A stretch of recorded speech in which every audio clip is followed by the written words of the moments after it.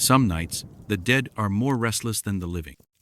My name is Eddie Martinez, and I've been working security at Hillcrest Cemetery for 8 years now.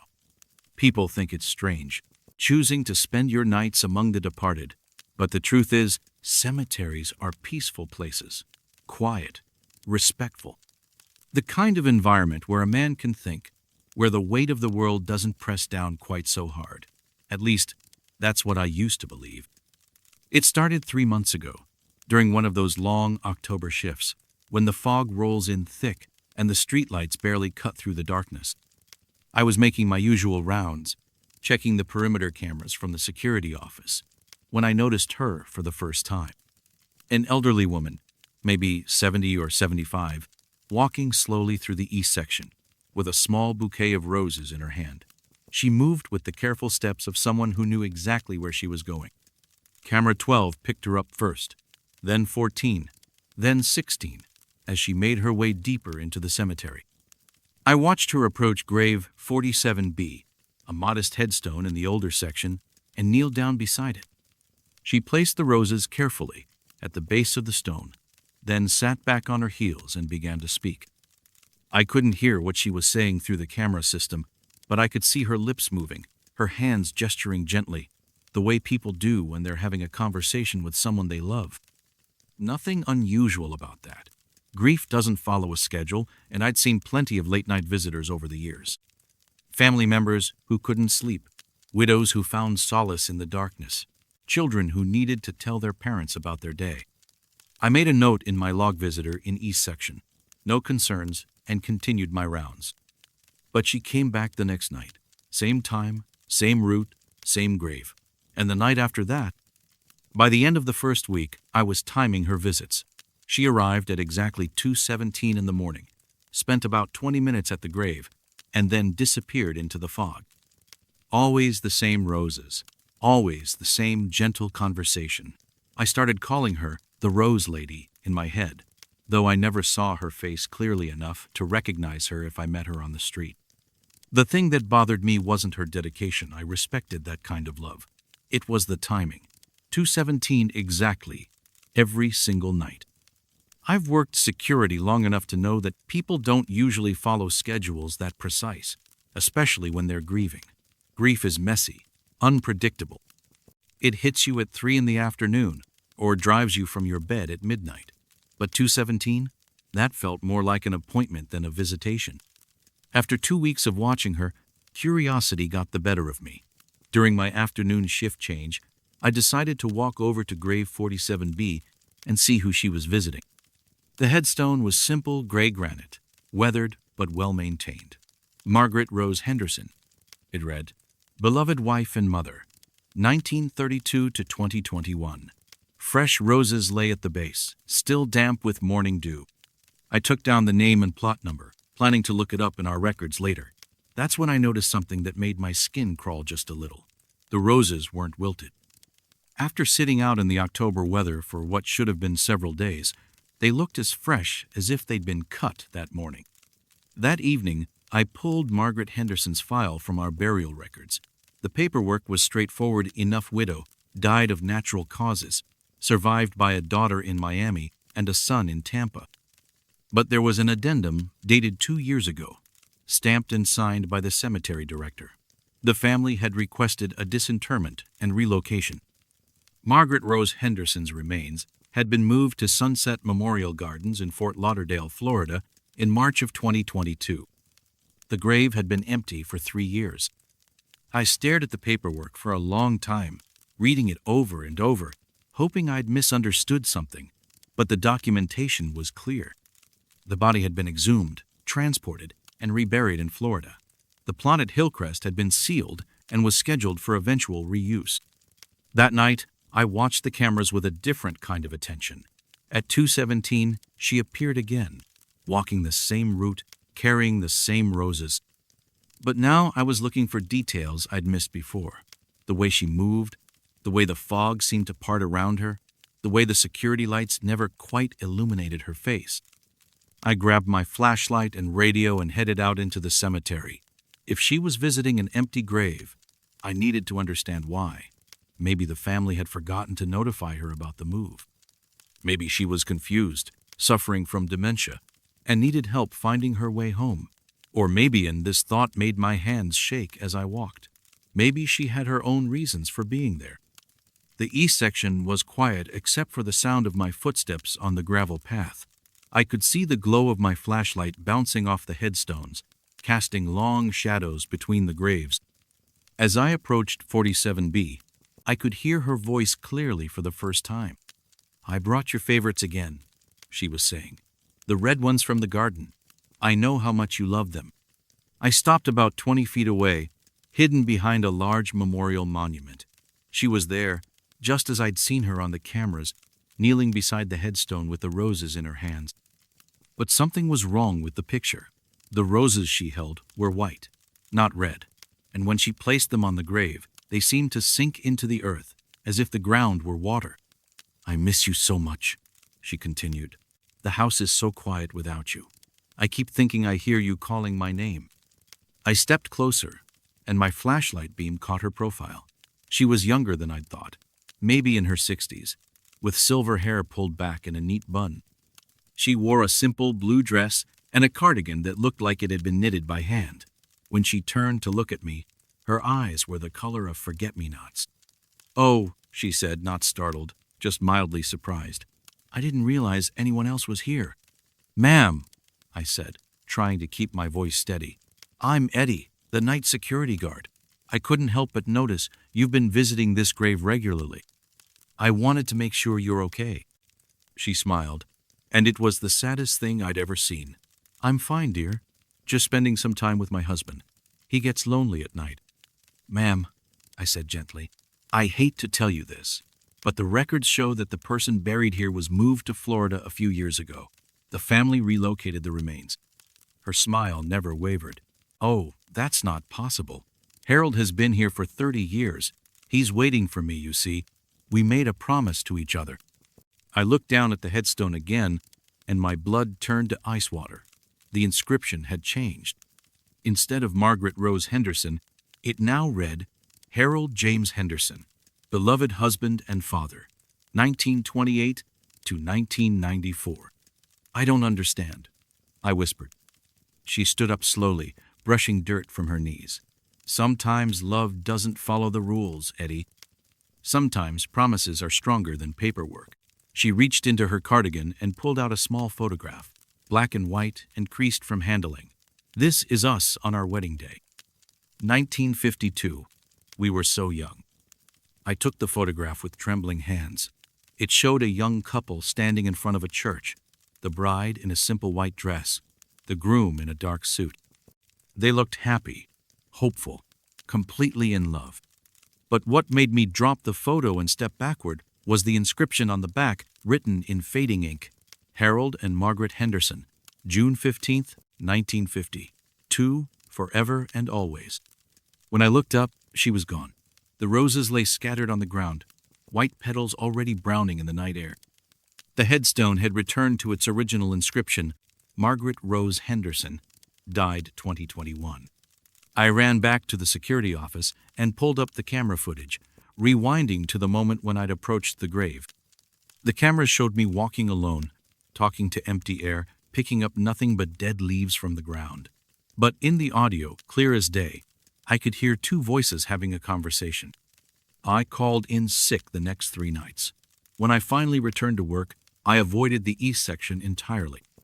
But at 2:17 each morning, camera 12 would show a figure moving through the fog, and I would find fresh roses at grave 47B. I've been thinking about Harold and Margaret Henderson a lot lately, about promises that transcend death and love, that refuses to be relocated, about the difference between what's documented and what's real. I've also been thinking about my own wife, sleeping alone in our bed while I spend my nights among the dead. Some nights, I wonder if Margaret knows her husband isn't really buried there. And some nights, I wonder if it matters. Love finds a way, even when the grave is empty. Even when the roses shouldn't be fresh. Even when the cameras capture conversations that shouldn't be possible. I still work at Hillcrest Cemetery. I still make my rounds and check the cameras. But now I understand that some visitors aren't bound by the same rules as the living. And sometimes, The most beautiful hauntings are the ones that remind us what it means to keep a promise, even when everyone else has forgotten. The roses at 47B are always fresh now, always white, always waiting for someone who promised to return.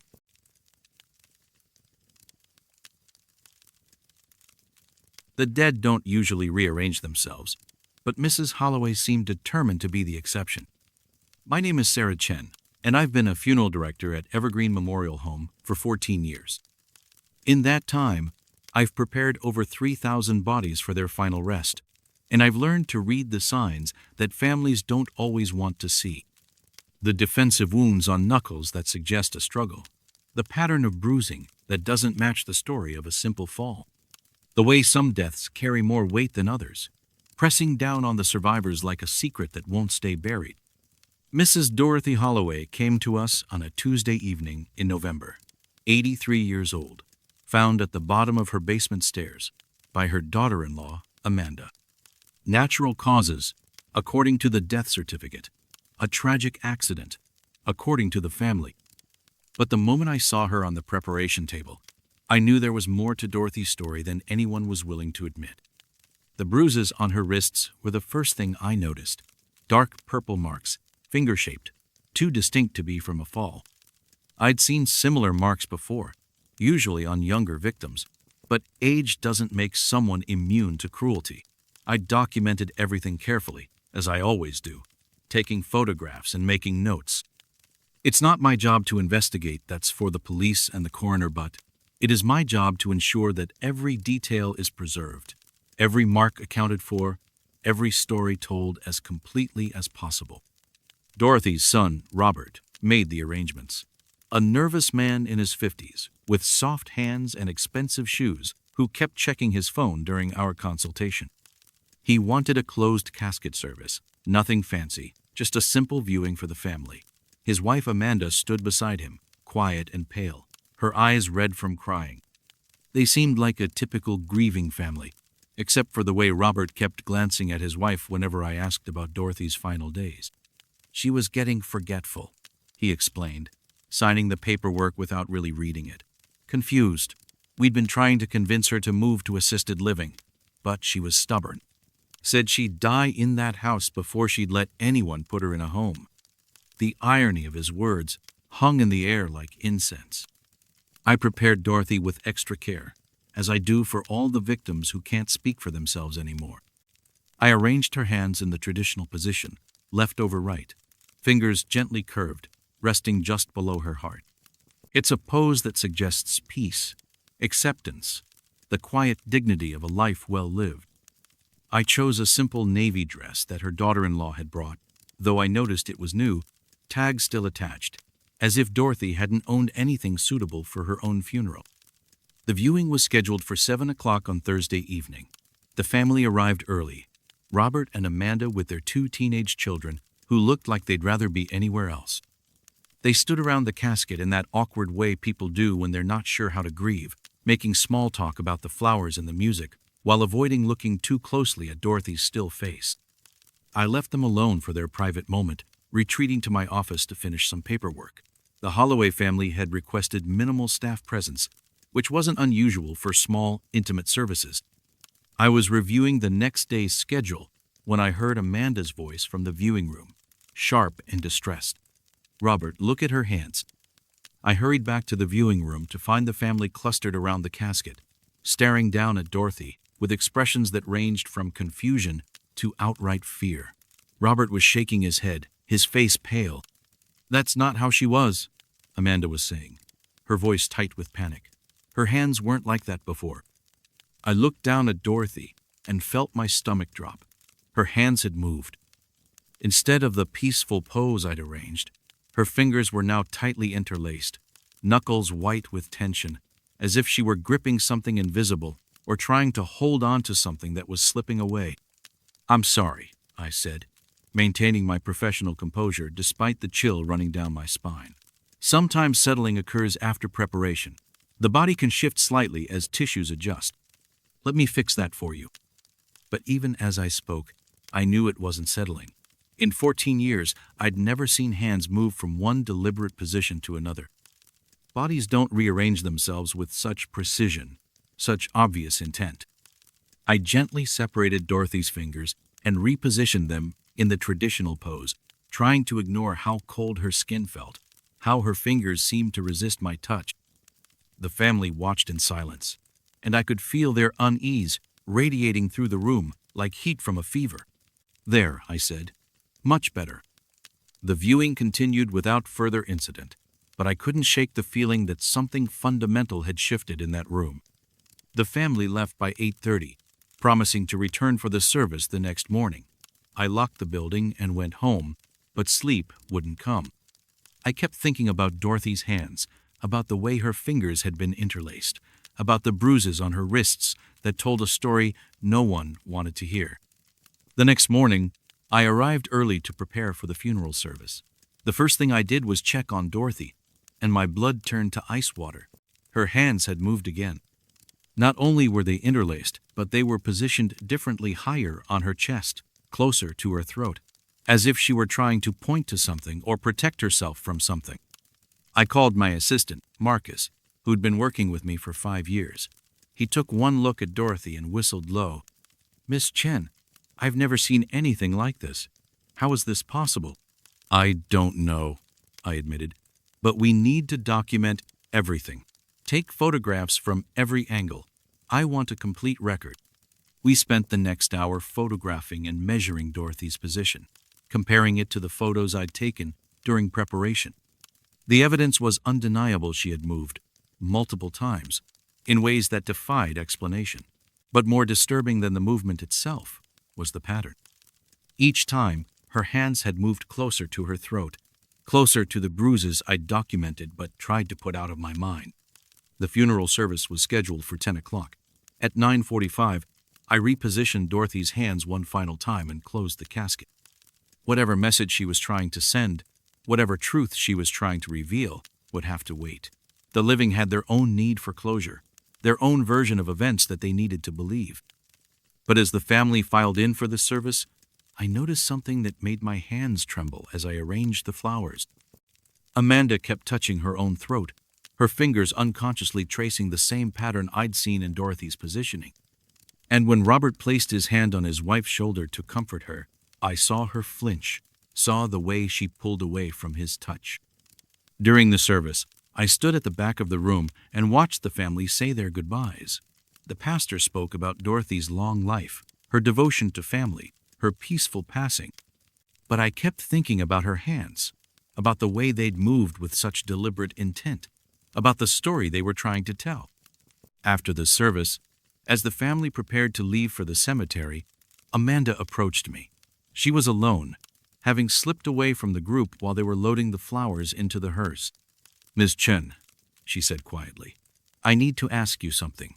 The bruises on Dorothy's wrists, did you notice them?" I nodded carefully. "I documented everything during preparation. It's standard procedure." She looked around nervously, then stepped closer. "She didn't fall down those stairs," she whispered. "She was trying to get away from him. She called me that night, said she was scared, said Robert had been drinking and getting angry about her refusing to sign over the house.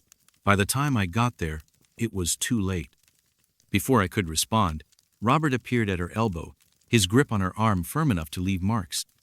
"Amanda, we need to go. The cars are waiting." She pulled away from him, but I saw the fear in her eyes, the same fear I'd seen in Dorothy's positioning. As they left, I understood what Dorothy had been trying to tell me. Her hands hadn't been moving randomly. They'd been showing me exactly how she died. Not from a fall, but from someone's hands around her throat. Someone who'd then staged her death to look like an accident. I never saw Amanda again. The police report listed Dorothy's death as accidental, and the case was closed.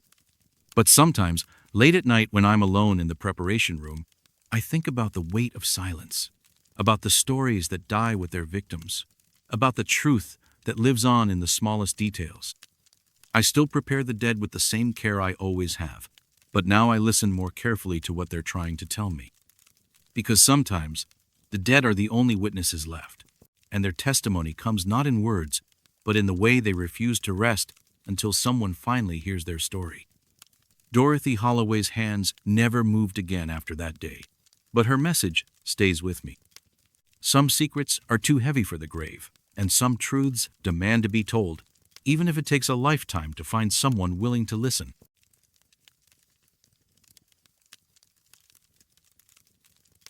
Some graves refuse to face the right direction, no matter how many times you try to set them straight.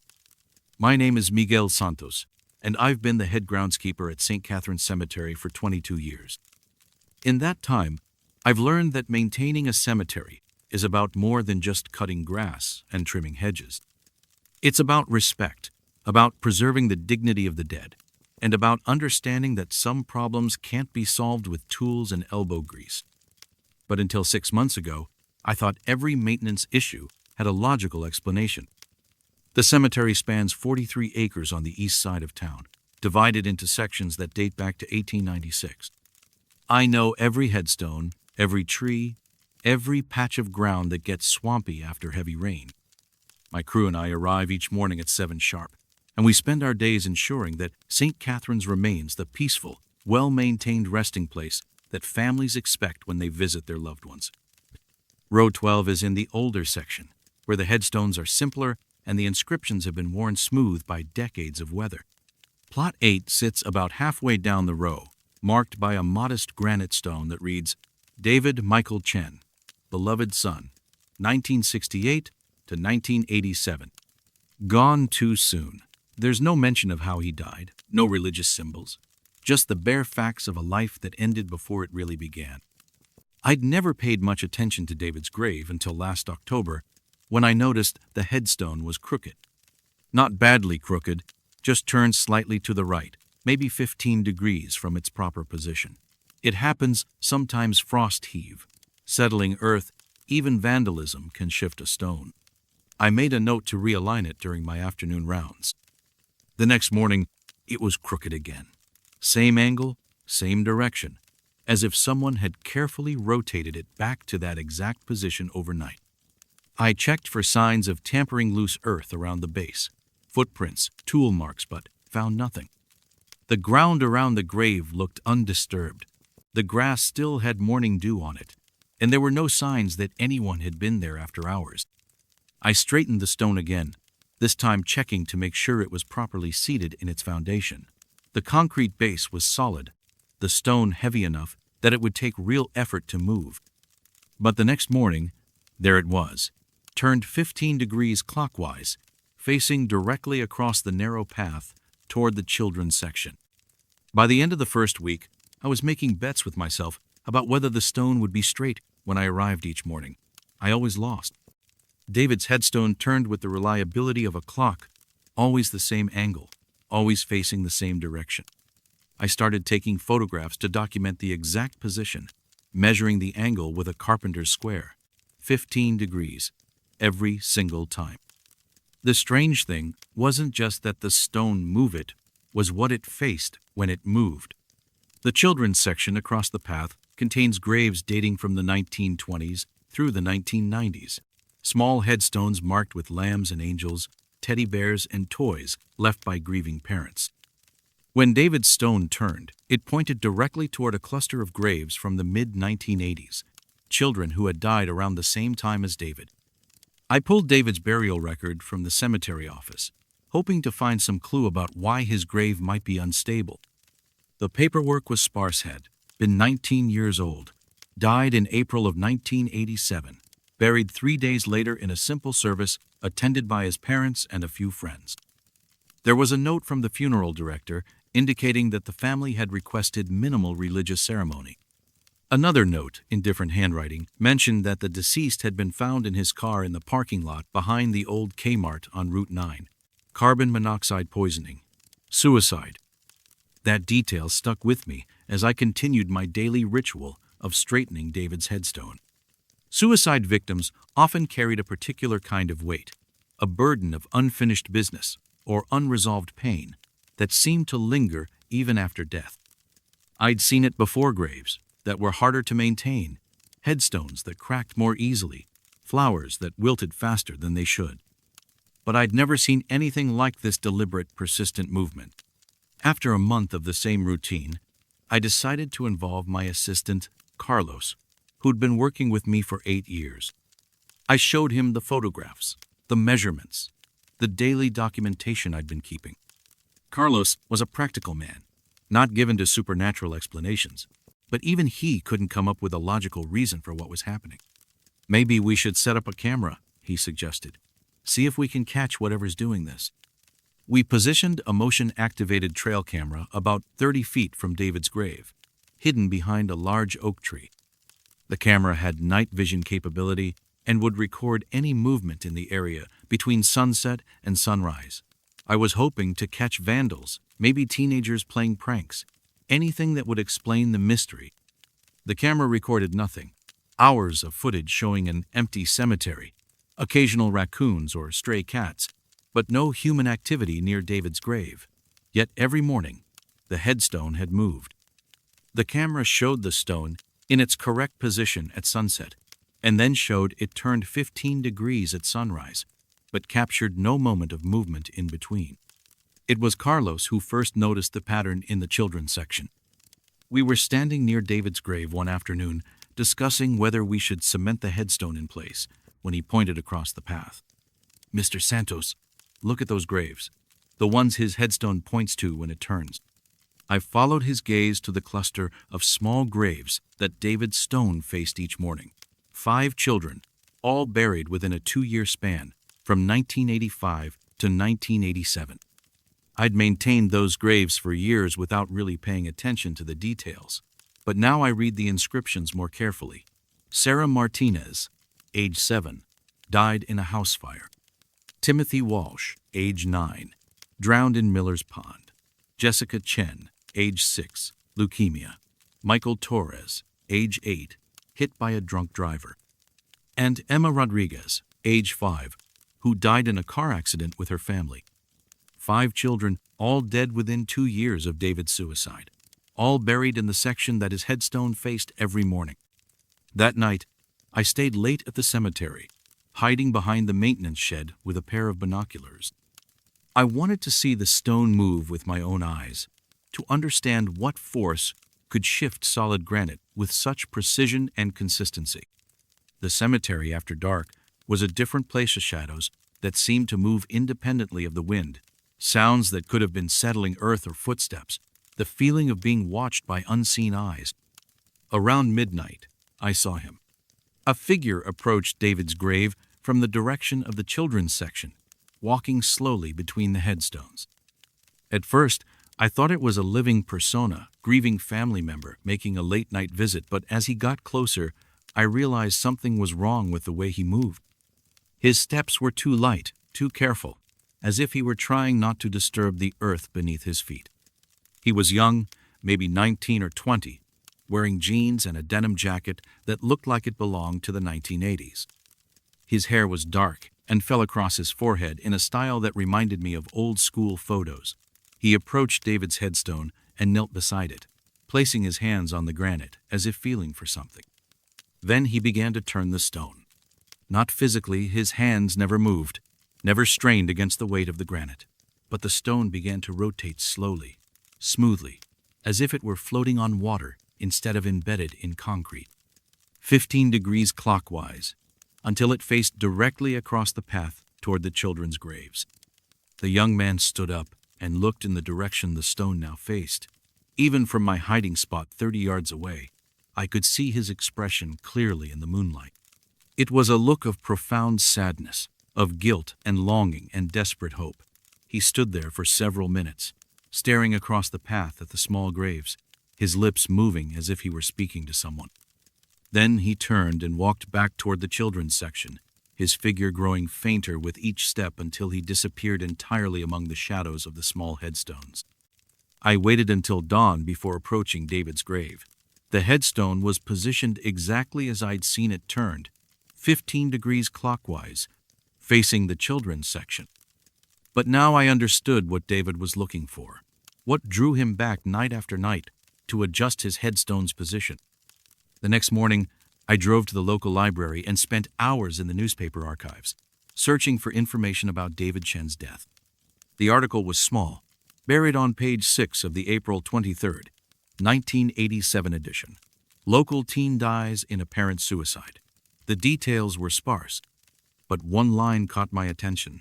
Chen had been struggling with depression following a car accident the previous month that resulted in the death of a 6-year-old girl. I found the accident report in the March 1987 archives. David had been driving home from work when his car slid on wet pavement and struck a family walking across Route 9.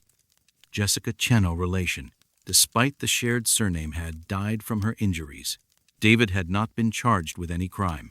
The accident was ruled unavoidable due to weather conditions. But apparently, David had never forgiven himself. I walked back to the cemetery with a heavy heart, understanding finally why David's grave turned toward the children's section every night. He wasn't causing trouble or acting out some supernatural tantrum. He was keeping vigil, maintaining a watch over the children he felt responsible for protecting, positioning himself so he could see Jessica's grave and the others around her. That afternoon, I made a decision that went against every regulation in the cemetery handbook. Instead of straightening David's headstone, I left it turned toward the children's section. I told Carlos that we'd monitor the situation and address it later if needed. The headstone hasn't moved since. Every morning when I arrive at St. Catherine's, David's grave faces the children's section at exactly 15 degrees clockwise. The stone stays in that position all day, all night, without deviation. I've stopped trying to straighten it, stopped documenting its position, stopped seeing it as a maintenance problem that needs to be solved. Some graves, I've learned, know exactly where they need to face. And sometimes, the best thing a groundskeeper can do is let the dead find their own peace, even if it means bending the rules about proper headstone alignment. David Chen is still keeping watch, still maintaining his vigil across the narrow path, and in a cemetery full of people trying to rest. Maybe that's exactly where he belongs.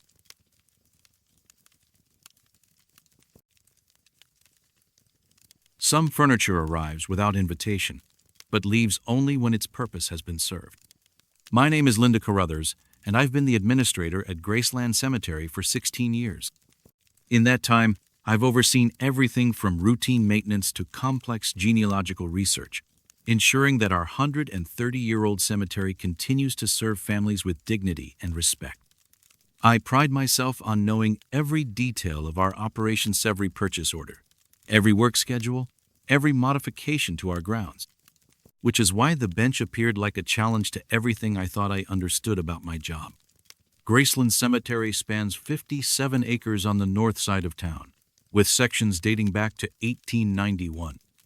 The oldest section, known as Heritage Grove, contains our most historic burials founding families, Civil War veterans, and prominent citizens whose ornate headstones tell the story of our community's past.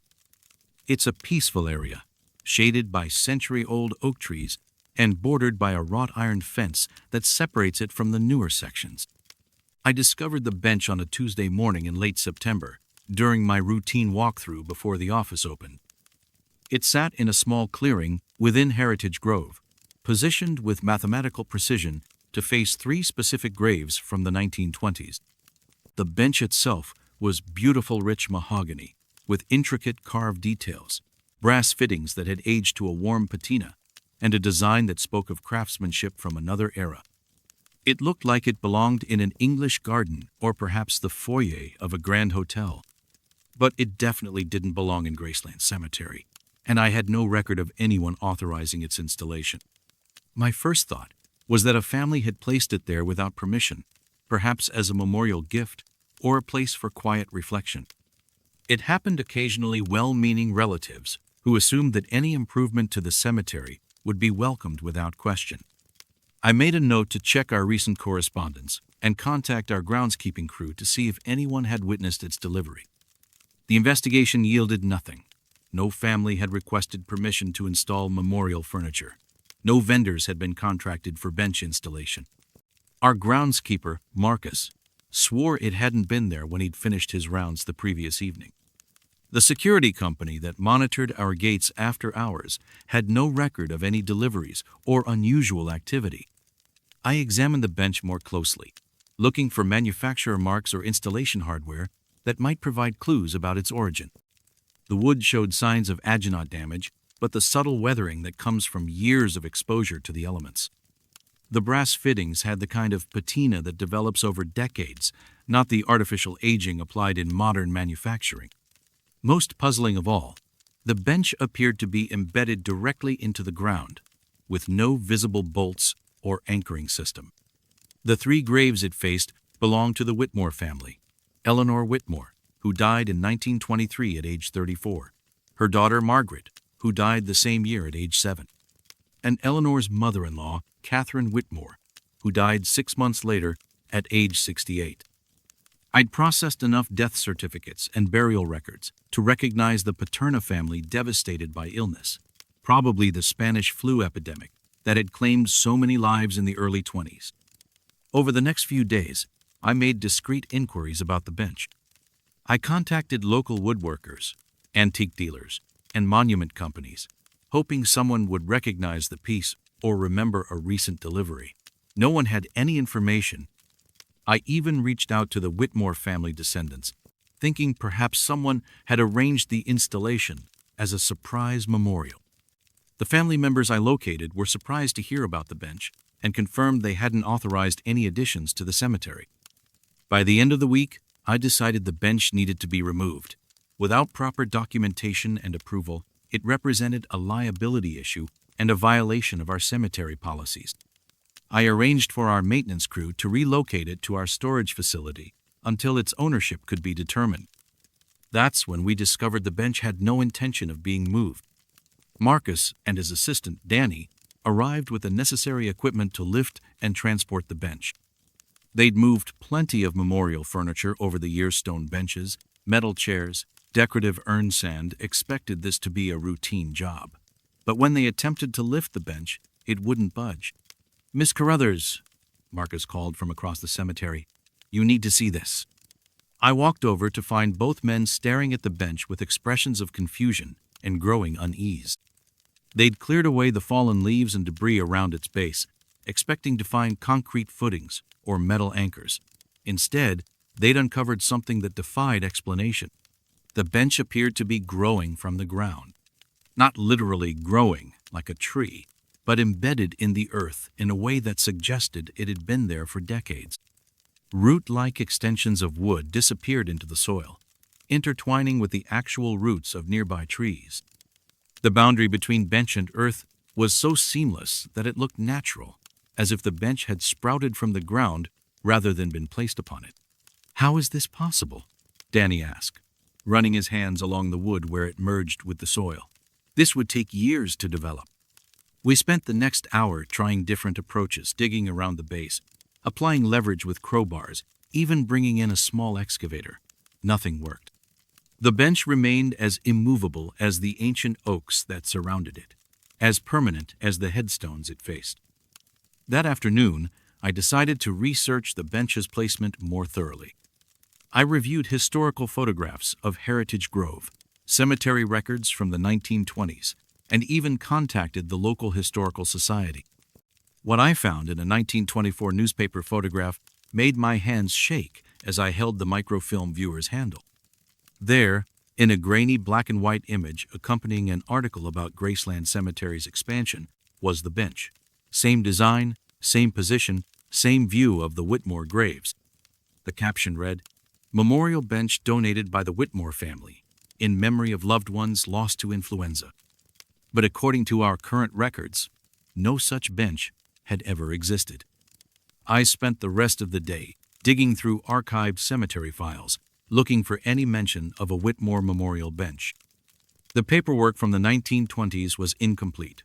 Many records had been lost in a fire in 1957, but I found fragments that supported the photograph's evidence. A maintenance log from 1925 mentioned weekly cleaning of Whitmore Memorial Bench. A budget report from 1928 listed bench restoration as a completed project.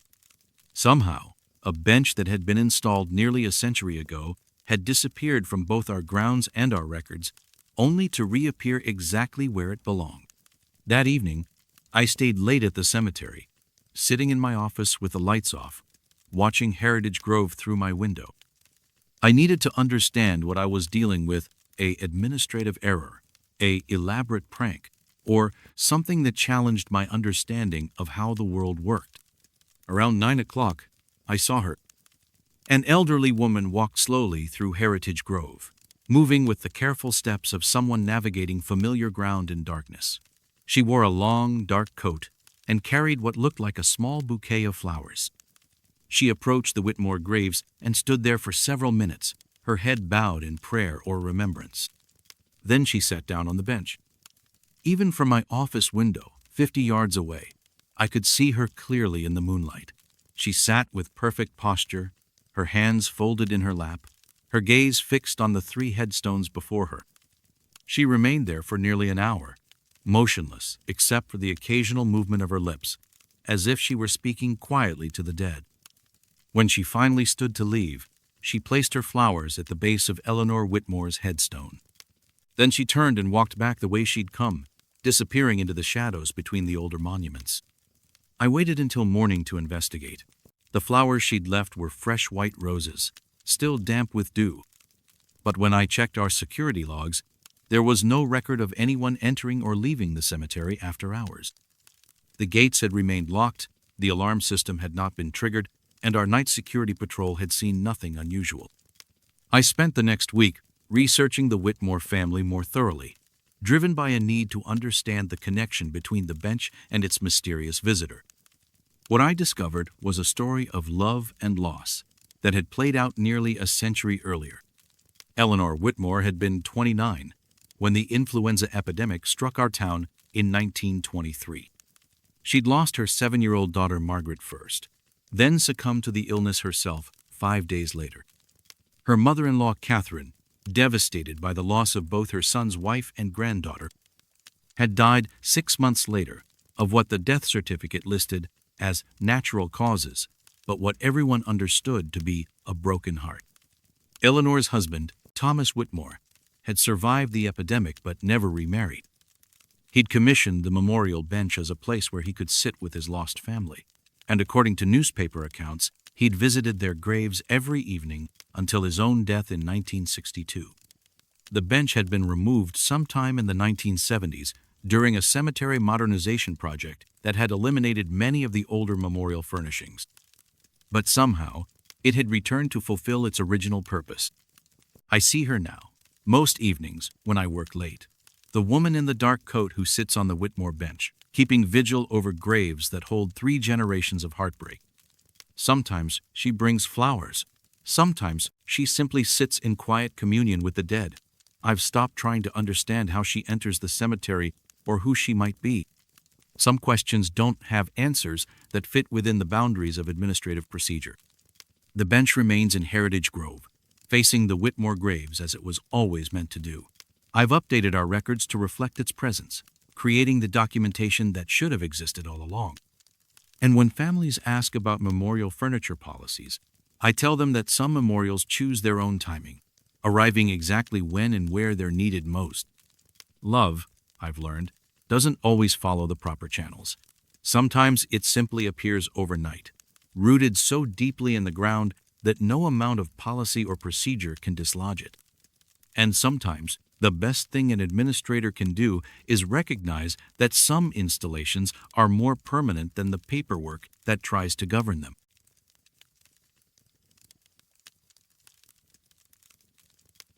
The dead don't usually sing, but someone in cold storage seemed to have forgotten that rule. My name is Marcus Webb, and I've been a licensed embalmer at Riverside Funeral Home for 11 years. People think my job is morbid, dealing with death every day. But the truth is, there's something peaceful about restoration work. Taking someone who's been ravaged by illness or accident and giving them back their dignity, helping families say goodbye to a person who looks like they're simply sleeping. It's honest work, important work, and the dead never complain about your technique or ask you to hurry up. Riverside is a small operation, just 3 preparation rooms, a chapel, and the cold storage facility where we keep bodies before and after embalming. I usually work the evening shift, starting around 6 and finishing whenever the work is done. The building gets quiet after dark. just the hum of refrigeration units and the occasional creak of old timber settling. It's the kind of environment where you learn to appreciate silence, where unexpected sounds tend to stand out like sirens in a library. Embalming Room 3 is my preferred workspace, located at the back of the building with a view of the parking lot through a small window. The adjoining cold storage room houses up to 8 bodies, each in their own refrigerated compartment, maintaining a constant temperature of 38 degrees Fahrenheit. The rooms share a wall and a ventilation system, so sounds occasionally carry between them the soft click of thermostat cycling, the whisper of air circulation, the normal mechanical symphony of preservation equipment. But for the past month, I'd been hearing something that definitely wasn't mechanical. It started on a Tuesday night in October, while I was working on Mrs. Patterson, an elderly woman who died peacefully in her sleep. I was about halfway through the arterial embalming process when I heard what sounded like humming coming from the cold storage room. Not loud, not intrusive, just a gentle melody that seemed to drift through the shared wall like smoke. At first, I assumed it was coming from outside, maybe someone with their car radio playing, or a maintenance worker with headphones who didn't realize he was humming aloud. But when I paused my work to listen more carefully, the sound was definitely coming from the direction of cold storage, a soft, melodic humming that rose and fell with the rhythm of an old hymn or lullaby. I set down my instruments and walked to the cold storage room, my footsteps echoing in the hallway. The moment I opened the door, the humming stopped. The room was exactly as I'd left tight compartments, 3 currently occupied, the temperature gauge reading 38 degrees as always. Nothing seemed out of place, no explanation for the sound I'd heard. I returned to room 3 and resumed my work, but the humming started again within minutes. Same gentle melody, same volume, same direction. This time I moved more quietly, approaching the cold storage door without letting my footsteps announce my presence. But again, the moment I entered the room, silence fell like a curtain. Over the next week, the pattern repeated itself every night. The humming would begin sometime after 8 o'clock, always while I was working in room 3, always stopping the moment I investigated. I started timing the episodes, documenting when they occurred and how long they lasted. The melody was always the same slow, comforting tune that reminded me of something my grandmother used to sing, though I couldn't place the specific song. The strangest part wasn't the humming itself, but what I discovered during my investigations. Every time I checked the cold storage room, the temperature gauge read 72 degrees instead of 38. Room temperature, the same temperature as a living person's body. But the refrigeration units were running perfectly, and the gauge would return to 38 degrees within minutes of my departure. I mentioned the temperature fluctuations to our maintenance contractor, thinking we might have a mechanical problem that needed attention. He spent an afternoon checking the system, testing thermostats, and examining the refrigeration units. According to his diagnosis, everything was functioning normally. The equipment was maintaining proper temperature. The backup systems were operational, and there was no indication of any malfunction. But the humming continued, and so did the impossible temperature readings. After 2 weeks of this routine, I decided to involve my colleague, Janet, who worked the day shift. I asked her to stay late one evening to witness what I'd been experiencing. Janet had been in the funeral business for 23 years and had seen enough unexplained phenomena to take my concerns seriously without skepticism or mockery. We set up our vigil in room 3 around 7:30, with Janet reviewing paperwork while I prepared Mr. Rodriguez, a middle-aged man who died of a heart attack. At 8:15, the humming began. Janet heard it immediately, her head snapping up from her clipboard with an expression of surprised recognition. "That's How Great Thou Art," she whispered. "My mother's favorite hymn. She used to sing it while she worked in the kitchen." The melody was clearer now, more distinct, as if our shared attention had somehow strengthened it. We listened for several minutes, neither of us speaking, both trying to locate the exact source of the sound. It seemed to emanate from multiple points within the cold storage room, as if more than one person were humming in harmony. When Janet and I approached the cold storage room together, the humming didn't stop immediately. For perhaps 10 seconds, we could hear it clearly through the closed door, multiple voices, all humming the same hymn, all perfectly in tune. Then, as Janet reached for the door handle, silence fell. Inside, the temperature gauge read 72 degrees.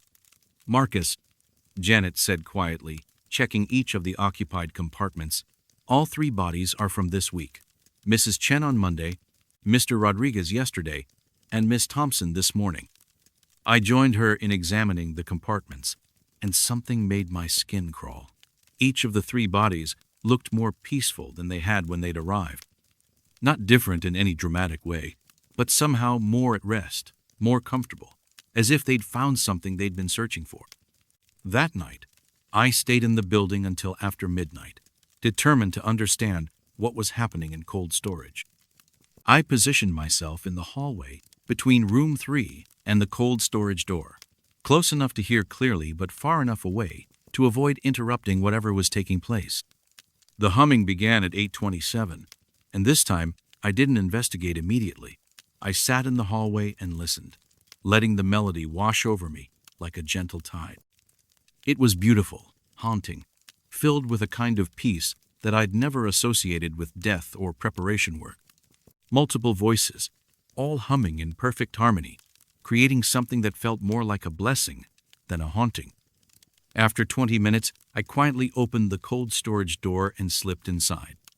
The humming continued, surrounding me like warm air, and the temperature gauge read exactly 72 degrees. But now I could see what my previous investigations had missed. A soft, golden light seemed to emanate from the 3 occupied compartments, not bright enough to illuminate the room, but visible in the darkness like the glow of distant candles.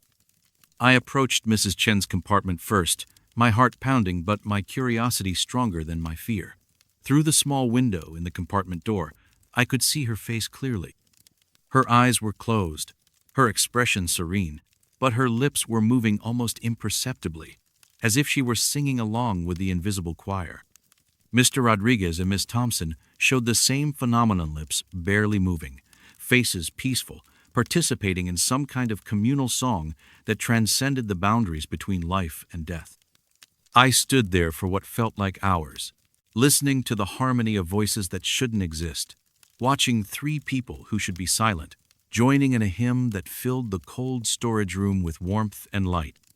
The temperature gauge never wavered from 72 degrees, as if the room had been transformed into something that existed outside the normal rules of physics and biology.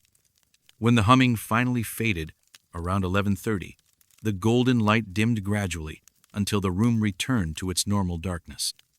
The temperature gauge dropped slowly back to 38 degrees, and the 3 bodies resumed their still, silent rest. I've continued working at Riverside, but my relationship with the cold storage room has changed fundamentally. The humming still occurs most nights, always the same hymn, always the same gentle harmony. I've stopped investigating, stopped trying to document or explain what happens behind that door. Instead, I've started leaving room 3's door open while I work, allowing the melody to drift into my workspace. There's something comforting about knowing that the people I'm preparing aren't alone, that they have companions in whatever transition they're experiencing. The dead, I've learned, don't always remain silent. Sometimes they sing together, creating their own peace in the space between this world and whatever comes next. Mrs. Chen, Mr. Rodriguez, and Miss Thompson have long since been buried, but new voices have joined the nightly chorus. Each person who passes through our cold storage seems to add their voice to the hymn, contributing to a harmony that grows more beautiful with each addition. And every night, the temperature rises to exactly 72 degrees, as if the room itself is responding to the warmth of human voices refusing to be silenced by death.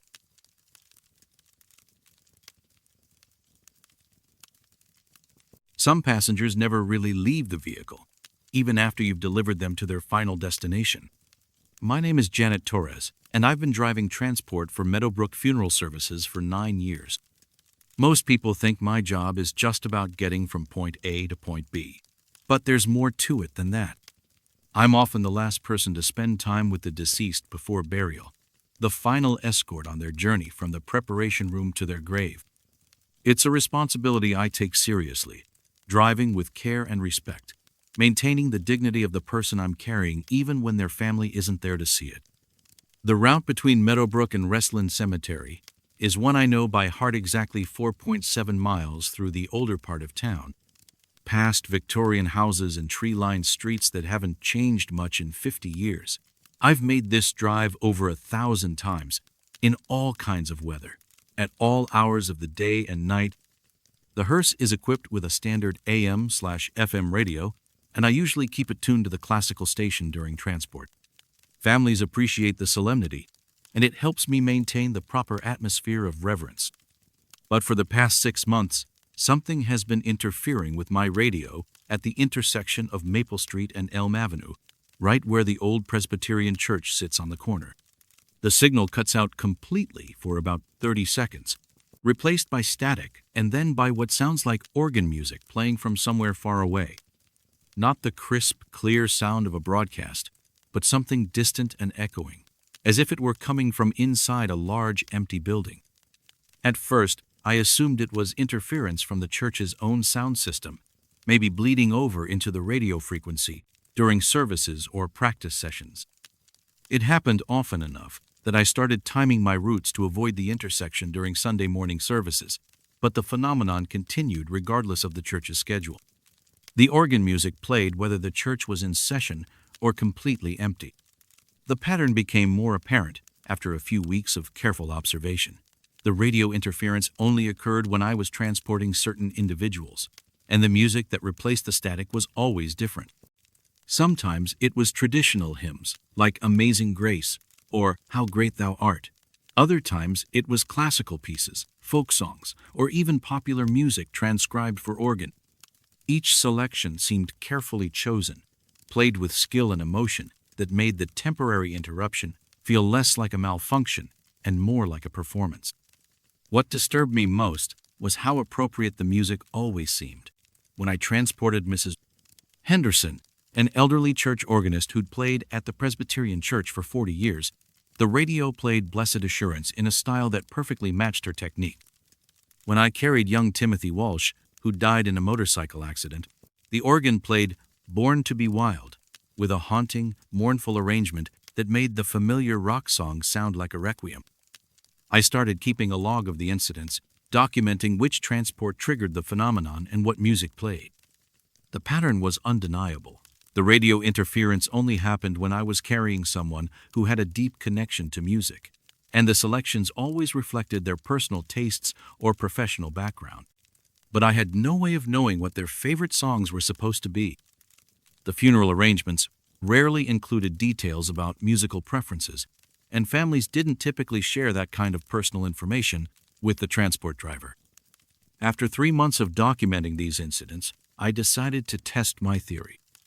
I started asking family members subtle questions about their loved ones' musical interests, usually during the viewing or just before the service.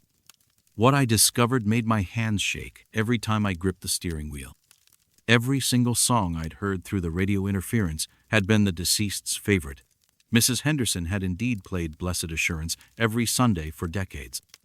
Timothy Walsh had Born to be Wild tattooed on his forearm and played it at full volume every morning. Sarah Chen, a piano teacher who died of cancer, had loved Chopin's Nocturne in E-flat, major, exactly what the ghostly organ had played during her transport. The deceased were somehow broadcasting their final requests, choosing their own funeral music through a radio system that shouldn't have been able to receive their transmissions. I shared my observations with my supervisor, Frank, who'd been in the funeral business for 28 years. He listened to my account with the serious attention of someone who'd seen enough unexplained phenomena to take such reports seriously. "Janet," he said after reviewing my documentation, "I want you to test something. Next time it happens, try talking to them. See if there's any response." The opportunity came 2 days later when I was transporting Mr. Rodriguez, a mariachi musician who'd played guitar professionally for 30 years. As I approached the intersection of Maple and Elm, the radio began its familiar transition from classical music to static, then to the distant sound of organ music. This time, the piece was Cielito Lindo, a traditional Mexican folk song arranged for organ with intricate flourishes that spoke of deep musical knowledge. Following Frank's suggestion, I spoke aloud to the empty hearse cabin. "That's beautiful, Mr. Rodriguez. Is that your favorite song?" The music stopped abruptly, replaced by complete silence for several seconds. Then it resumed, this time playing Las Mañanitas, the traditional Mexican birthday song. I remembered from the obituary that Mr. Rodriguez would have celebrated his 70th birthday the week after his funeral. "Happy birthday," I whispered, and felt the temperature in the hearse drop noticeably. The music continued until I'd passed through the intersection, then faded gradually back to static before the regular radio signal returned. But now I knew I wasn't just experiencing random interference. Someone was actively communicating through my radio, choosing songs with deliberate intention and responding to my acknowledgement. Over the next month, I began having conversations with my passengers during these musical interludes. Nothing dramatic or frightening, just quiet exchanges about the songs they chose and the memories they represented. Mrs. Patterson, a jazz singer from the 1950s, played Summertime and Blue Moon during her transport, pieces that her daughter later told me had been their family's lullabies. Young David Kim, who died in a car accident while driving home from his college music recital, played his senior performance piece, Bach's Invention No. 1 in C major, with a kind of technical precision that spoke of years of dedicated practice. Each conversation was different, but they all shared a common thread. The music served as a bridge between the world of the living and whatever lay beyond death. These weren't restless spirits or trapped souls. They were people taking one last opportunity to share something beautiful, to leave behind a melody that would linger in someone's memory. The most profound encounter occurred 3 weeks ago while transporting Eleanor Blackwood, a 92-year-old woman who'd lost her husband 60 years earlier in the Korean War. As we approached the familiar intersection, the radio crackled to life with "We'll Meet Again," played with the tender emotion of someone who'd spent 6 decades waiting for a reunion.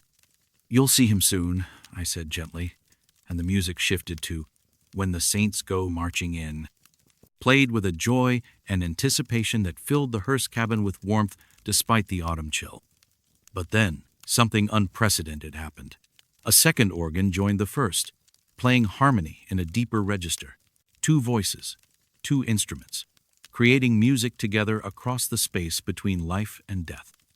Eleanor and her husband reunited in song even before she reached her grave beside his. I pulled over at the intersection and sat there listening to their duet, tears streaming down my face as I witnessed a love that had survived 60 years of separation and found its voice in music that transcended the boundaries of existence.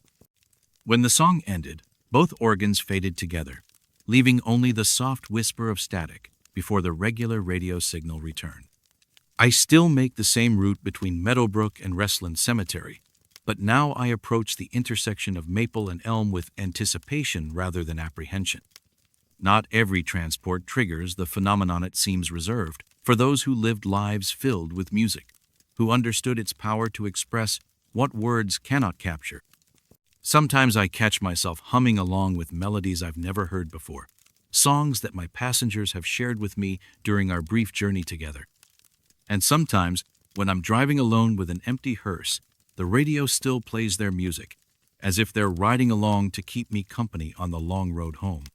Death, I've learned, doesn't always silence the music. Sometimes it just changes the venue, turning a simple transport route into a concert hall where the departed can share one final song with someone willing to listen.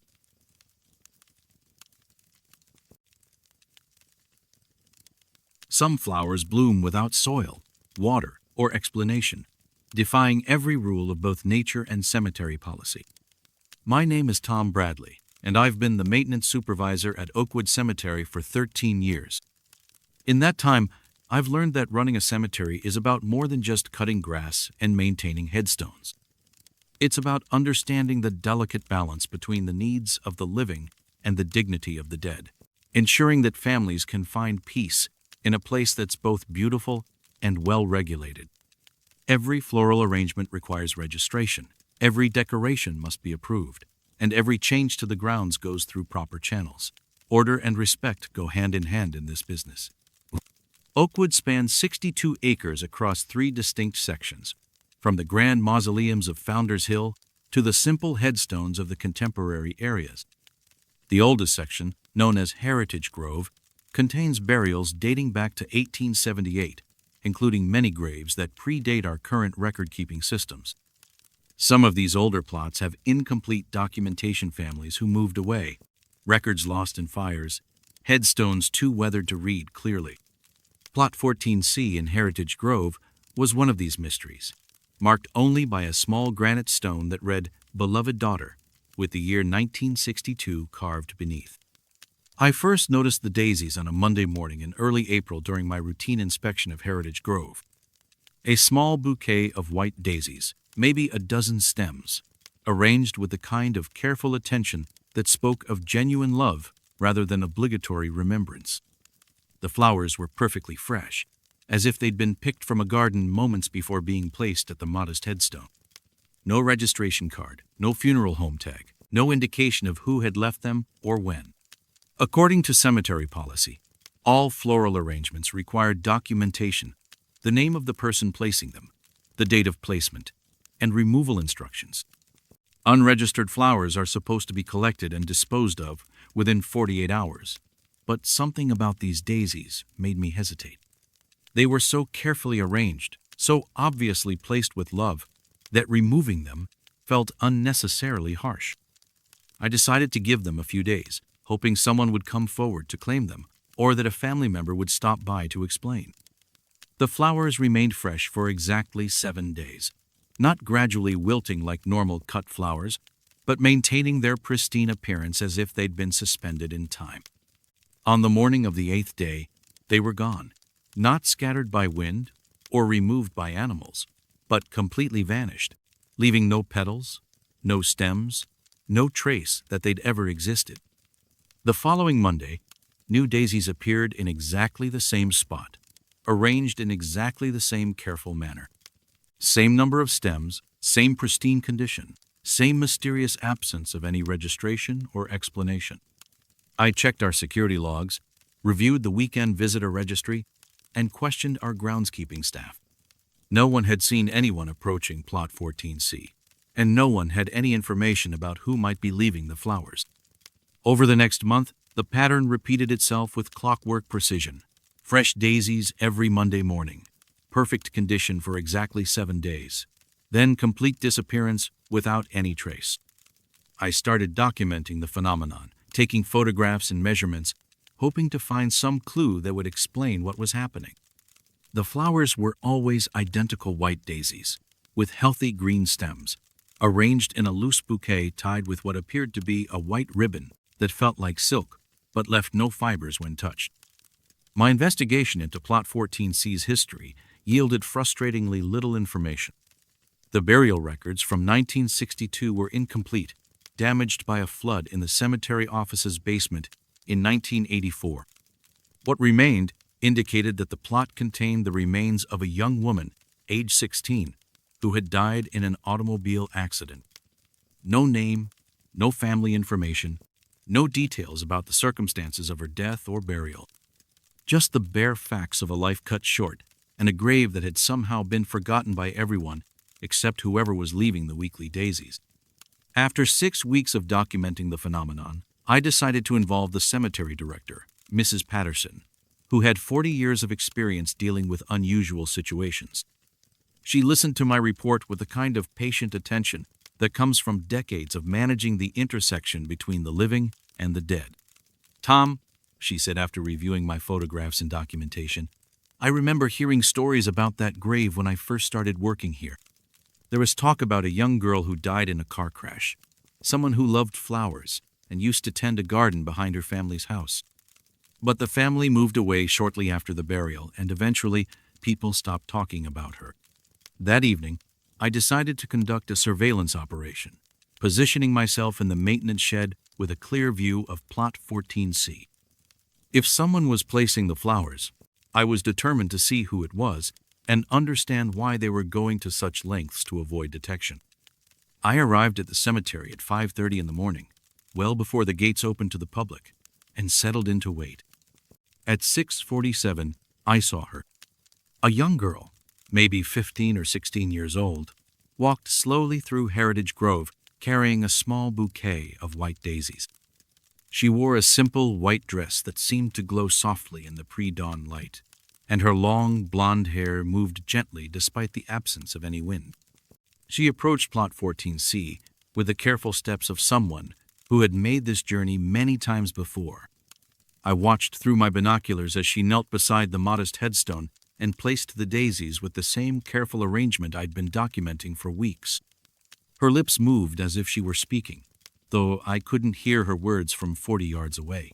She remained there for several minutes, her head bowed in what appeared to be prayer or quiet conversation.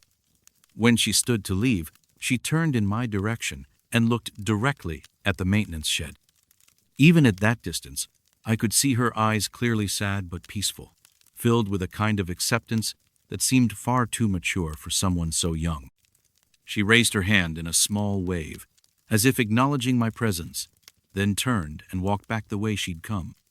I followed her path through my binoculars, but she simply faded from view as she moved deeper into Heritage Grove, becoming translucent and then invisible, like morning mist dispersing in sunlight.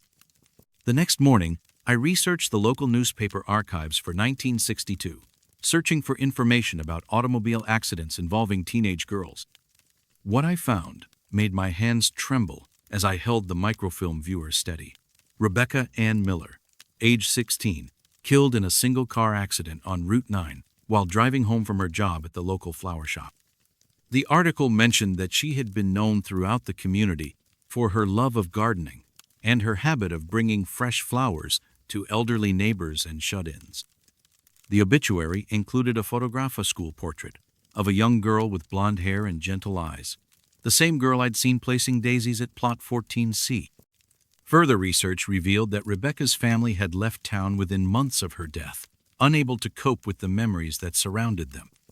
The flower shop where she'd worked had closed the following year, and eventually, Rebecca Ann Miller had been forgotten by everyone except the community of the dead who remembered their own. I returned to Plot 14C that afternoon and knelt beside the modest headstone, placing my hand on the granite that bore only the words, "Beloved Daughter," and the year of her death. "Rebecca," I said quietly, "I know who you are now, and I promise no one will disturb your flowers again." The weekly daisies continue to appear every Monday morning, and I've updated our cemetery records to reflect their permanent status as an approved memorial arrangement. Mrs. Patterson supported my decision, understanding that some traditions transcend policy and paperwork. Rebecca Ann Miller tends her own grave with the same care she once brought to her garden and her flower shop, maintaining a weekly ritual that connects her to the life she loved and lost. I've stopped trying to document or explain the phenomenon. Instead, I've started leaving a small bottle of water beside the headstone each Monday morning, though the flowers never seem to need it. Some acts of love, I've learned, exist outside the boundaries of our understanding, requiring only recognition and respect rather than explanation. Every week, Rebecca returns to place fresh daisies on her forgotten grave, and every week, I make sure she's left undisturbed in her devotion. In a place where flowers usually mark the end of life's story, hers represent something more hopeful: the persistence of beauty, the endurance of love, and the possibility that death is not always the final chapter.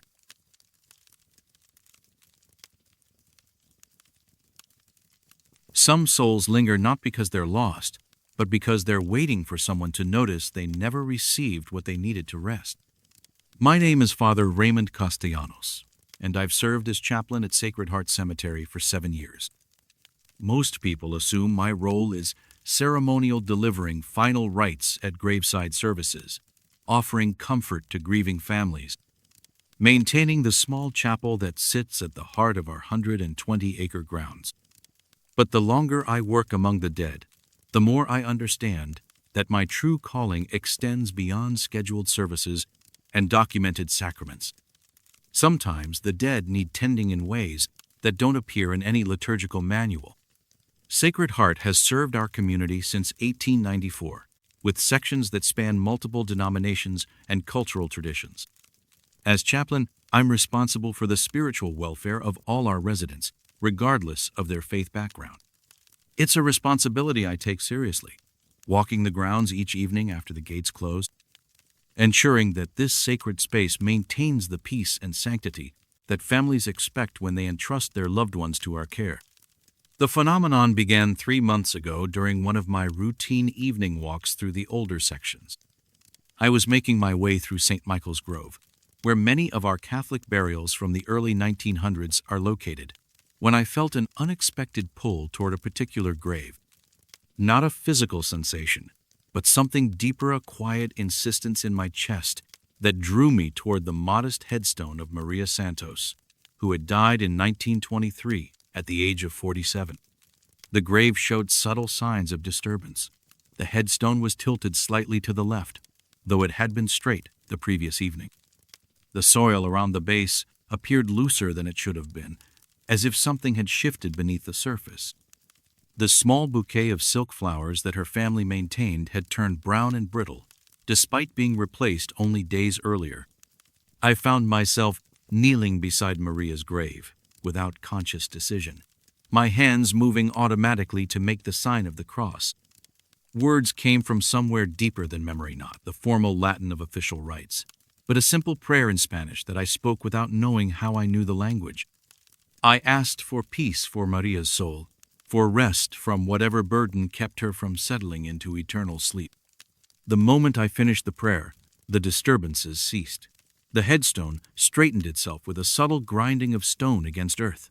The soil settled and compacted as if an invisible hand had smoothed it level. The wilted flowers regained their color and flexibility, looking as fresh as the day they'd been placed. Over the following weeks, similar incidents occurred throughout the cemetery. A headstone in the Protestant section that leaned at an impossible angle until I offered a blessing in English.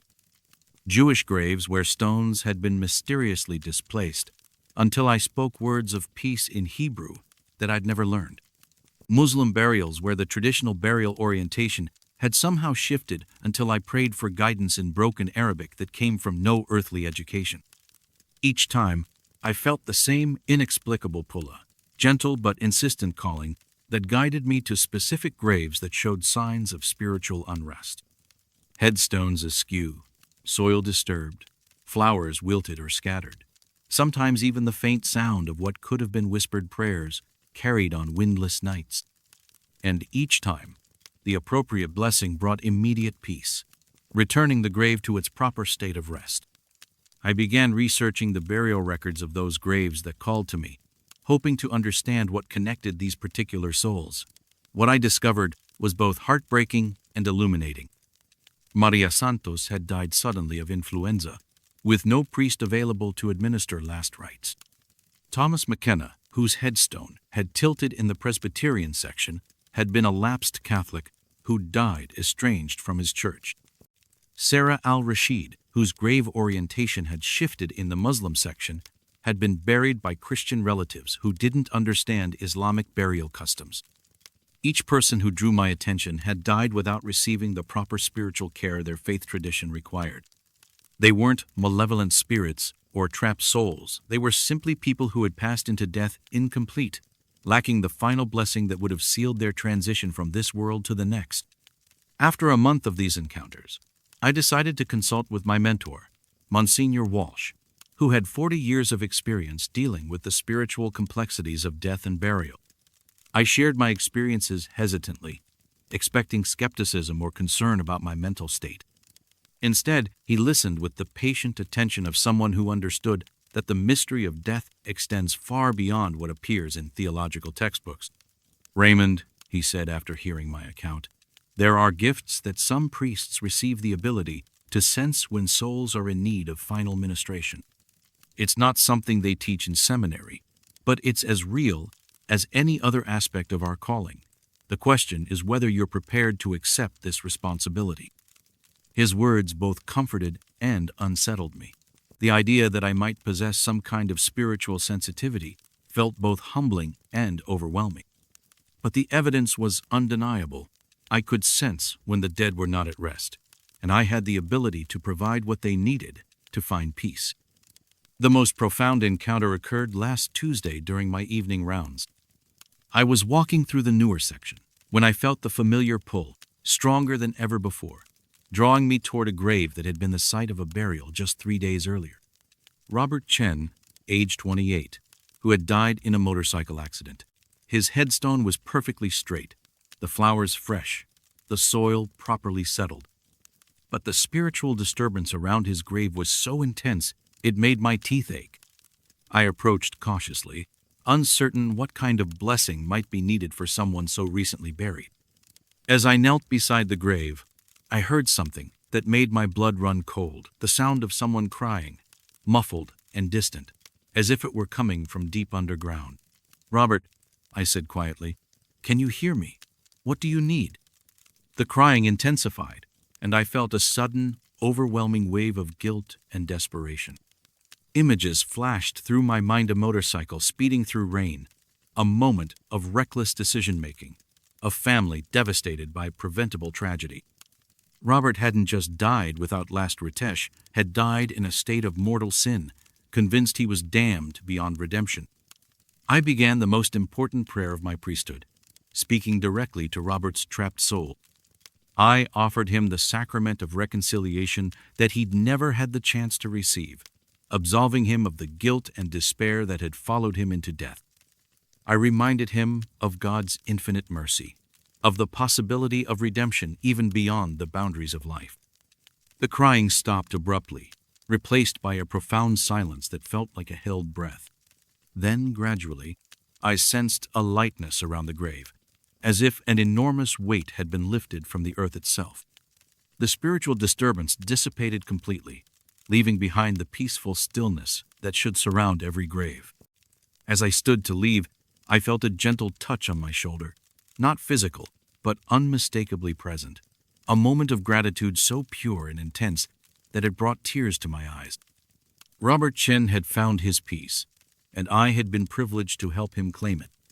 I continue my evening rounds at Sacred Heart Cemetery, always alert for the subtle signs that indicate a soul in need of final ministration.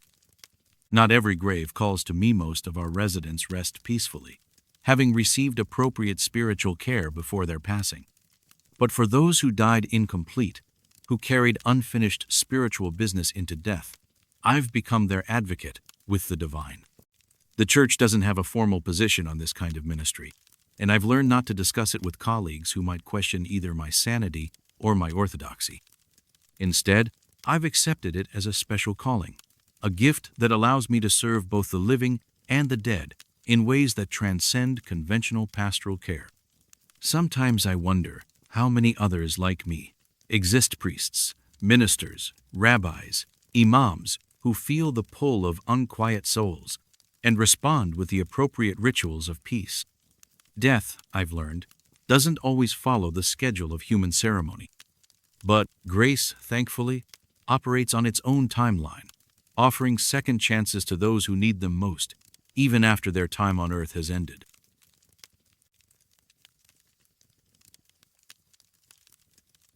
Mirrors in funeral homes should only reflect the living, but the one in viewing room B seemed to follow different rules entirely.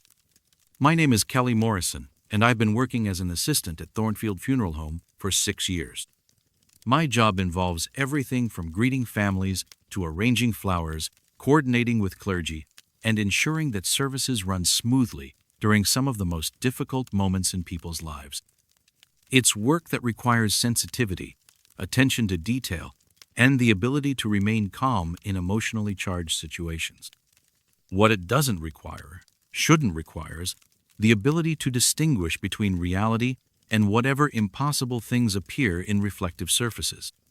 Thornfield has been serving our community since 1928, operating out of a converted Victorian mansion that maintains the dignity and gravitas families expect during their time of loss. The building contains 4 viewing rooms, each decorated with period-appropriate furnishings that create an atmosphere of reverence and comfort. Viewing Room B, located on the 2nd floor, is the largest of these spaces, reserved for services that expect significant attendance or families who request our most formal setting. The room's centerpiece is an ornate mirror that hangs above the mantelpiece, a magnificent piece that dates back to the building's original construction. The mirror is nearly 6 feet tall and 4 feet wide, framed in carved mahogany that matches the room's other furnishings. According to Mr. Thornfield, who inherited the business from his father, the mirror came with the house and had been part of the room's decor since the funeral home's founding. It reflects the entire viewing area, allowing mourners to see the service from multiple angles and creating a sense of expanded space that helps accommodate larger gatherings.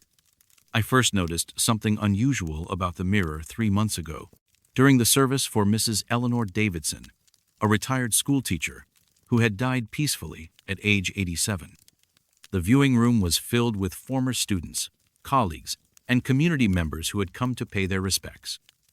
I was standing near the back of the room, monitoring the guest book and ensuring that late arrivals could find seats, when I glanced at the mirror and saw something that made me question my own perception. In the reflection, I could see an elderly man sitting in the front row next to Mrs. Davidson's daughter, Patricia. He appeared to be in his 90s, wearing a navy suit and leaning heavily on a wooden cane. He was holding Patricia's hand and whispering something in her ear that made her smile through her tears. But when I looked directly at the front row, the seat beside Patricia was empty. She was sitting alone, her hands folded in her lap, staring straight ahead at her mother's casket. I looked back at the mirror, and the elderly man was still there, clear as day, offering comfort to a grieving daughter. But the actual chair remained unoccupied, and Patricia showed no signs of awareness that anyone was sitting beside her. I attributed the incident to stress and fatigue. Working in a funeral home exposes you to intense emotions daily, and I assumed I was projecting my own desire to see Patricia comforted onto the mirror's reflection. But over the following weeks, similar incidents occurred with disturbing frequency. During the service for 16-year-old Marcus Torres, who had died in a car accident, the mirror showed his parents surrounded by what appeared to be a group of teenagers' classmates and friends who were offering support and sharing memories. But when I looked directly at the Torres family, they sat alone in the front row, isolated in their grief, while the actual teenagers present kept their distance, uncertain how to approach such devastating loss. The pattern became more apparent with each service. The mirror consistently showed a version of events that was more comforting, more complete than reality. Widows appeared to be accompanied by deceased husbands. Children who had lost parents seemed to have ghostly guardians standing behind their chairs. Elderly people who had outlived their friends were surrounded by companions who existed only in the reflection. After a month of these occurrences, I began documenting what I saw, taking discrete notes about the discrepancies between the mirror's reflection and the actual viewing room. The phenomena only occurred during services, during setup and cleanup. The mirror reflected everything normally. But during active funeral services, especially those involving significant loss or isolated mourners, the reflection seemed to provide what the living needed rather than what was actually there. I shared my observations with my colleague Sandra, who had worked at Thornfield for 12 years. She listened to my account with the kind of serious attention that suggested she'd encountered similar experiences. "Kelly," she said quietly, "I've seen things in that mirror that I've never been able to explain, but I've also learned that some things are better left unexamined. The families find comfort during their services, and that's what matters." But I couldn't let it go. I needed to understand what I was seeing and why it only happened in Viewing Room B. I researched the history of the mirror, hoping to find some explanation for its unusual properties. What I discovered was both fascinating and disturbing. The mirror had originally belonged to the Whitmore family, who had owned the mansion before it became a funeral home. According to newspaper archives, the Whitmores had lost 3 children to scarlet fever in 1918, and Mrs. Whitmore had reportedly become obsessed with the idea that she could see her deceased children in the mirror's reflection. The family had eventually sold the house and moved away, unable to cope with the memories that surrounded them. Armed with this information, I decided to test my theory about the mirror during the next service in Viewing Room B. The opportunity came during the funeral of James Peterson, a 68-year-old widower who had died of cancer. Mr. Peterson's only surviving relative was his estranged brother, Michael, who had traveled from across the country to attend the service. The two brothers hadn't spoken in 15 years following a family dispute, and Michael sat alone in the front row, visibly uncomfortable and uncertain about his decision to attend. I positioned myself where I could observe both the actual service and the mirror's reflection simultaneously. For the first 20 minutes of the service, everything appeared normal. Michael sat alone, occasionally wiping his eyes but maintaining the composed demeanor of someone who was grieving privately. Then, gradually, the mirror began to show something different. A woman appeared in the reflection, sitting beside Michael and holding his hand. She was in her 60s, with silver hair and a kind face, wearing a blue dress that seemed to shimmer slightly in the mirror's surface. I watched as she leaned close to Michael and whispered something that made him smile, the first genuine expression of emotion I'd seen from him since he'd arrived. But the chair beside Michael remained empty, and he showed no awareness of any presence beside him. The woman in the mirror continued to offer comfort throughout the service, and I noticed that Michael's demeanor gradually changed. His posture relaxed, his breathing became more steady, and he began participating in the service responses with genuine emotion rather than obligation. Whatever he was experiencing, whether he was conscious of it or not, was providing him with the support he needed to process his grief and reconcile with his brother's memory. After the service, I approached Michael to offer my condolences and see if I could learn anything about his experience. He thanked me for the beautiful service and mentioned that he'd felt his late wife Sarah's presence during the ceremony, as if she'd been there to help him say goodbye to his brother properly. Sarah always said that family forgiveness was more important than family pride, he told me. I could almost hear her voice today, reminding me why I needed to be here. Sarah Peterson had died 5 years earlier, according to the obituary I looked up later. She'd never met James, since the brothers' estrangement had preceded Michael's marriage. But somehow, the mirror had shown her providing exactly the support Michael needed to find peace with his brother's death. I continued observing the mirror during subsequent services, but my relationship with the phenomenon had changed. Instead of being disturbed by the discrepancies between reflection and reality, I began to appreciate the mirror's apparent ability to provide comfort during times of desperate need. The dead it showed weren't frightening or demanding, they were simply present, offering the support that grief required but that the living couldn't always provide. The most profound experience occurred 2 weeks ago during the service for 8-year-old Amy Chen, who had died of leukemia after a 2-year battle. Her parents, David and Linda, were devastated beyond words, sitting in the front row like broken dolls, unable to process the reality of outliving their only child. In the mirror, I watched as a small girl appeared between them, taking each parent's hand and resting her head against her father's shoulder. She was clearly a Meath, same bright smile from her school photos, the same purple hair ribbon she'd worn in her final hospital picture. In the reflection, David and Linda seemed to draw strength from their daughter's presence, their posture gradually straightening as they participated in the celebration of her life. When I looked directly at the Chen family, I saw only 2 parents destroyed by loss, mechanically going through the motions of their daughter's funeral. But in the mirror, I saw a family still connected, still whole, finding a way to say goodbye that honored both their love and their grief. I still work at Thornfield Funeral Home, and I still monitor services in Viewing Room B, but I've stopped trying to understand or document the mirror's impossible reflections.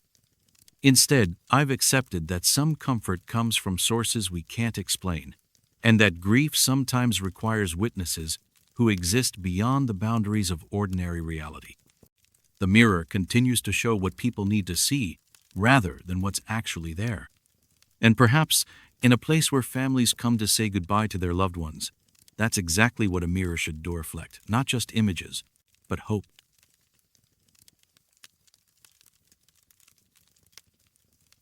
Some knowledge arrives without learning, written in your own hand by someone who was never you.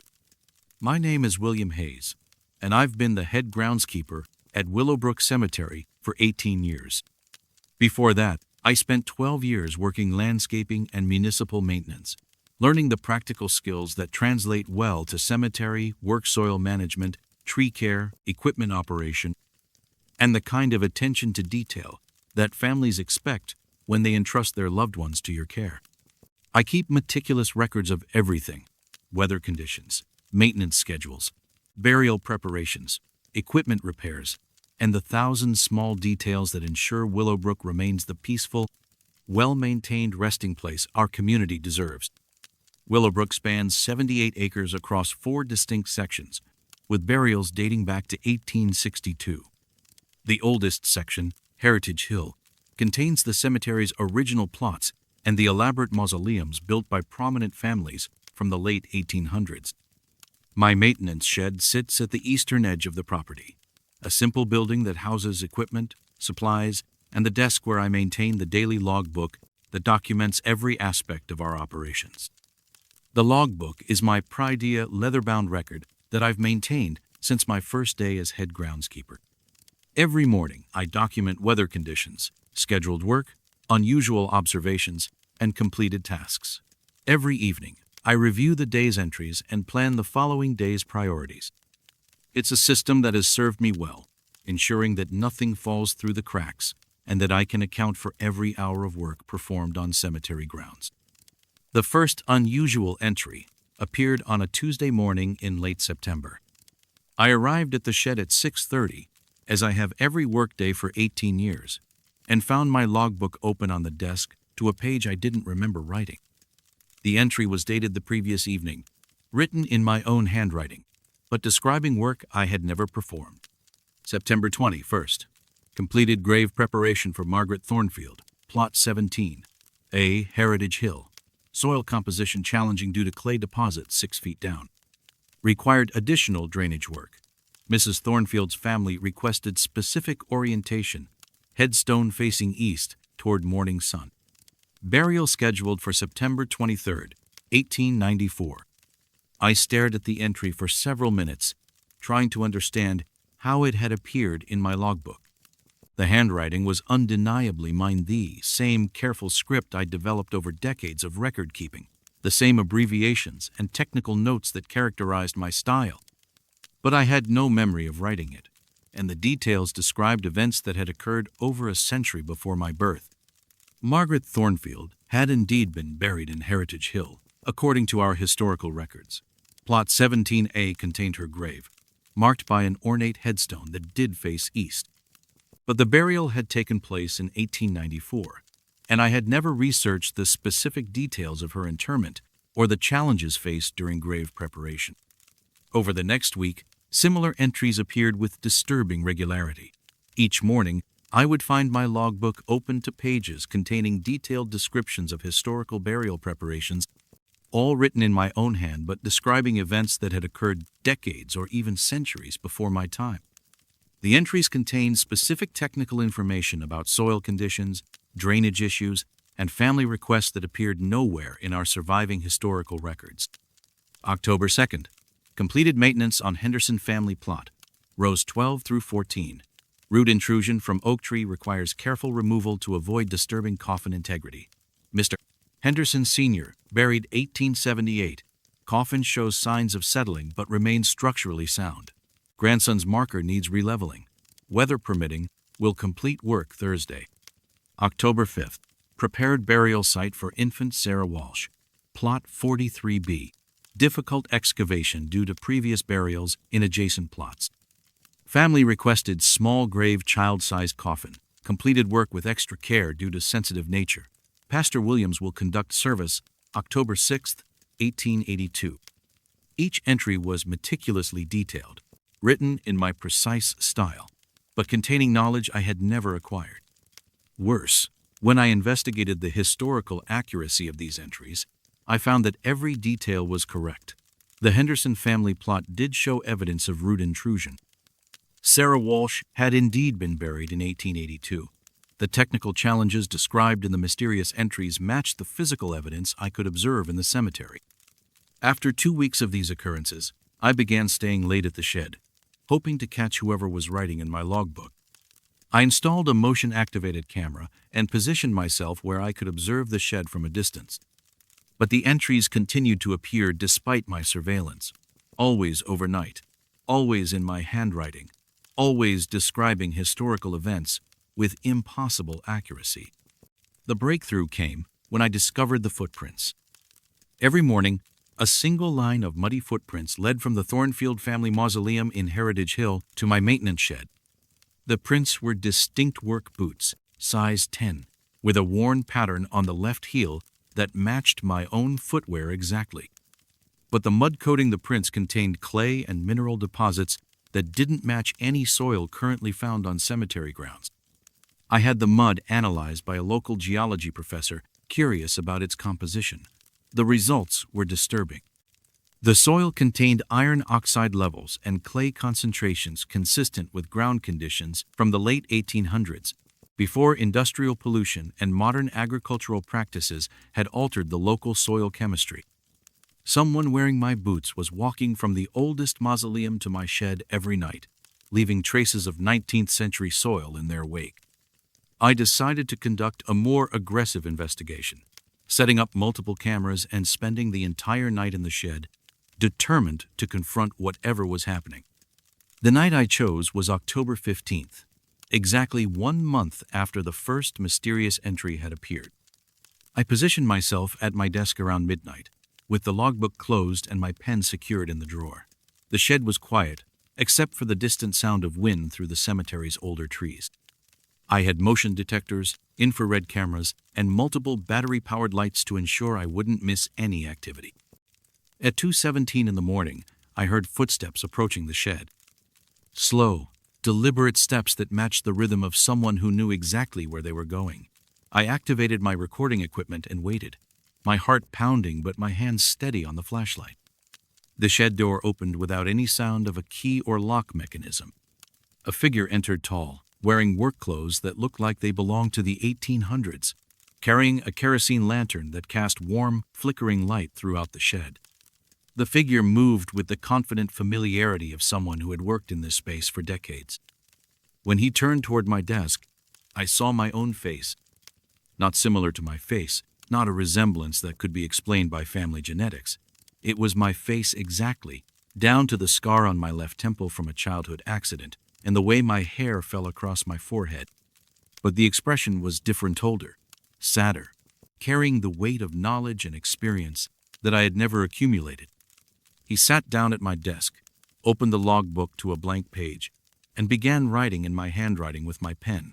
As he wrote, I could see the entry taking shape. October 15th. Completed inspection of Thornfield Mausoleum Foundation. Stone settling has created small gap in east wall, allowing moisture intrusion. Will require repointing work and possible drainage improvement. Mrs. Margaret Thornfield's coffin shows no signs of damage, but continued monitoring advised. Foundation work scheduled for spring 1895. When he finished writing, he looked directly at me, and I saw in his eyes the exhaustion of someone who had spent a century maintaining graves and caring for the dead. He nodded once, a gesture of acknowledgement between colleagues who shared the same calling, then stood and walked back toward the door. "Who are you?" I whispered, though I already knew the answer would defy explanation. He paused at the threshold and spoke in my voice, but with an accent and cadence that belonged to another era. "I'm the groundskeeper, William. Same as you. Same as there's always been. Same as there always will be." He gestured toward the logbook. "Someone has to maintain the records. Someone has to remember how the work was done, what problems were solved, what care was given. The dead deserve that continuity." Then he was gone, leaving only the faint scent of kerosene and the sound of footsteps returning toward Heritage Hill. I sat at my desk until dawn, staring at the new entry in my logbook. When I investigated the Thornfield Mausoleum later that day, I found exactly the foundation problems described in the mysterious entry: moisture damage and stone settling that would require the specific repairs that had been noted with such precision. The entries continue to appear, and I've stopped trying to prevent or explain them. Instead, I've come to understand that my role at Willowbrook extends beyond maintaining the current cemetery.